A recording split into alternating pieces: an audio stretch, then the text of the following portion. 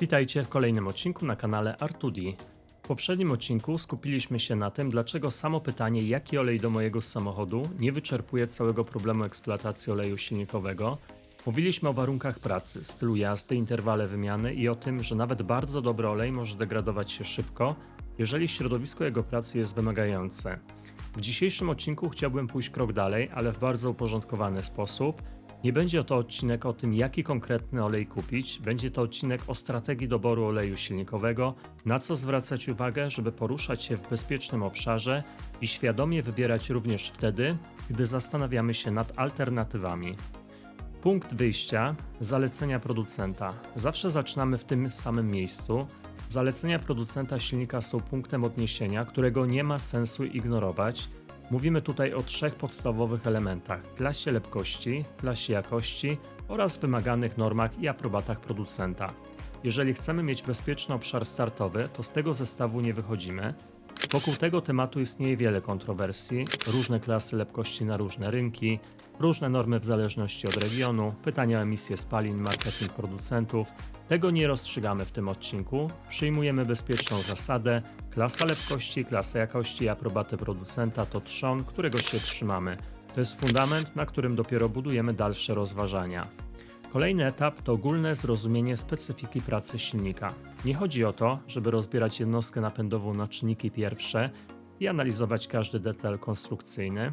Chodzi o wychwycenie cech charakterystycznych, które wpływają na to, jak olej będzie pracował. Są grupy silników, które w sposób naturalny pracują w nietypowych warunkach. Przykłady: silniki z dezaktywacją cylindrów, silniki z mokrym paskiem rozrządu.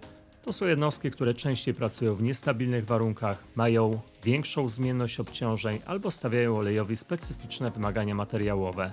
I bardzo ważne, to nie jest jeszcze pytanie o to, jaki olej wybrać, ale raczej jak długo ten olej powinien pracować w silniku, czyli znowu wracamy do strategii, a nie do samego produktu. Punkt trzeci: konstrukcja silnika i osprzęt, środowisko pracy oleju. Konstrukcja silnika to nie tylko liczba cylindrów, to również turbosprężarka, obecność filtra cząstek stałych, układy EGR, sposób wtrysku paliwa bezpośredni lub pośredni. Każdy z tych elementów zmienia środowisko pracy oleju. Przykładowo, silnik z turbosprężarką wymaga dobrej odporności termicznej, stabilności filmu olejowego i skutecznego odprowadzania ciepła. Silniki z bezpośrednim wtryskiem są bardziej narażone na zjawisko LSPI, częściej mają problem z osadami, a w niektórych przypadkach również z rozcieńczeniem oleju paliwem.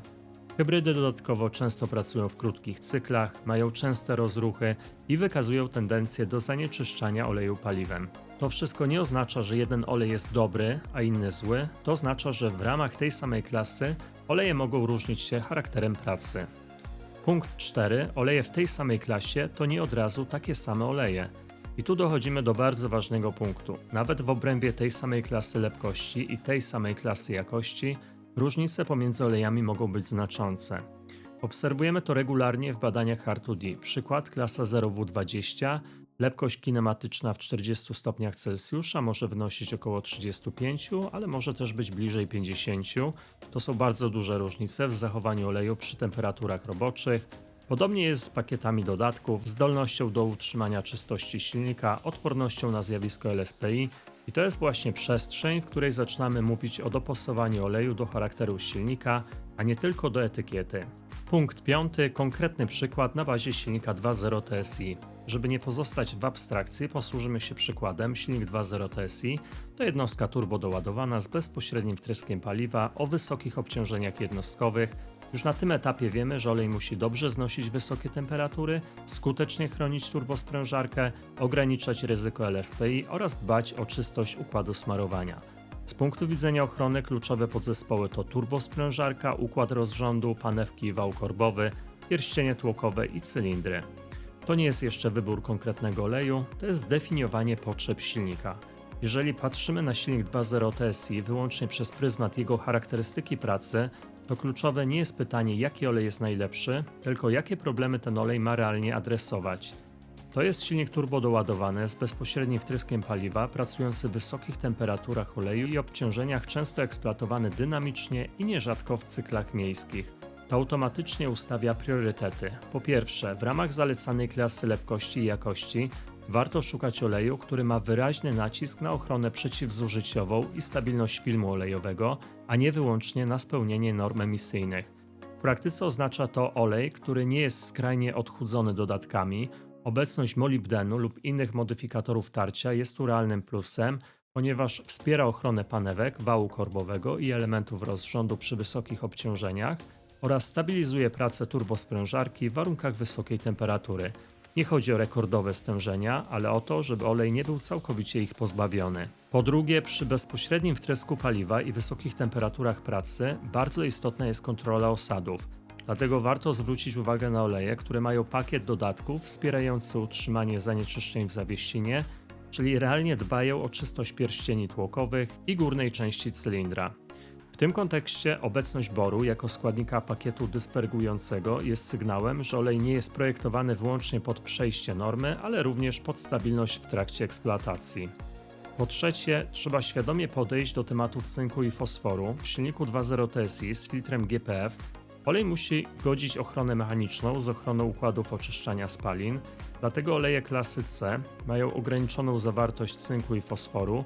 To nie jest wada sama w sobie, ale oznacza, że ochrona przeciwzużyciowa musi być uzupełniona innymi dodatkami, właśnie takimi jak molibden czy bor. Jeżeli widzimy olej z bardzo niskim cynkiem i fosforem i jednocześnie bez alternatywnych dodatków ochronnych, to jest to sygnał ostrzegawczy w kontekście dynamicznie eksploatowanego TSI. Po czwarte, w silniku z bezpośrednim wtryskiem istotne jest ograniczenie ryzyka LSPI, ale trzeba to rozumieć właściwie. Nie szukamy oleju anty-LSPI na podstawie jednego pierwiastka. W praktyce rozsądne jest unikanie formulacji opartych wyłącznie na bardzo wysokiej zawartości wapnia, przy braku magnezu i dodatków tarciowych. Oleje, w których część detergencji oparta o magnez, a nie wyłącznie o wapń, są lepiej dopasowane do charakterystyki nowoczesnych benzynowych jednostek. To nie eliminuje LSPI, ale wpisuje się w bardziej zrównoważoną strategię ochrony.